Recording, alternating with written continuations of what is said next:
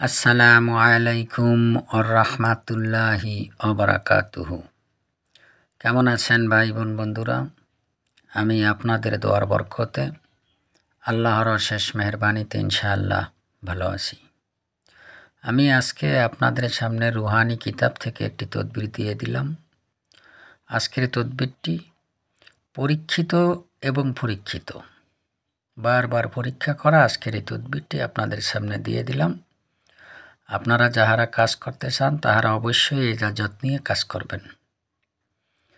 আজকের এই তদবিরটির নিয়ম হলো, আজকের এই তদবিরটি রোববার ফজর নামাজ বাদ 8টি কাগজের উপরে আপনি লিখে নেবেন মেশক জাফরানের কালি দ্বারা।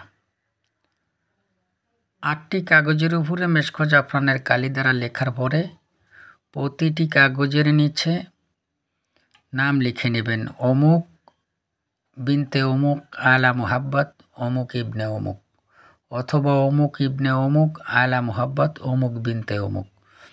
মেয়েরাও প্রয়োগ করতে পারবেন, ছেলেরাও প্রয়োগ করতে পারবেন। স্বামী স্ত্রীর জন্য প্রয়োগ করতে পারবেন, স্ত্রী স্বামীর জন্য প্রয়োগ করতে পারবেন। প্রেমিক প্রেমিকার জন্য প্রয়োগ করতে পারবেন, তবে জাহেজ তরিকায়। না জাহেজ উদ্দেশ্যে আমার কোনো তদবির কেউ প্রয়োগ করবেন না।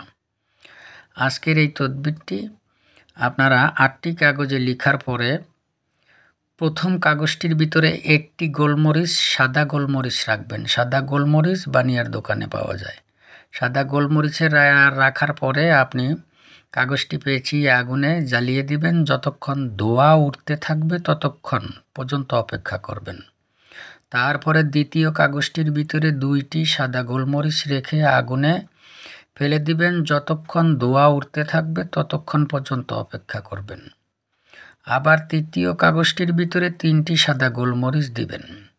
এইভাবে আপনি 8টি কাগজের ভিতরে 8টি গোলমরিচ দিবেন। প্রথম টিনে 1টি, দ্বিতীয়টায় 2টি, তৃতীয়টায় 3টি, চতুর্থটায় 4টি। এইভাবে 8 নম্বর কাগজে 8টি সাদা গোলমরিচ দিয়ে আপনি তাবিজটি জ্বালিয়ে দিবেন।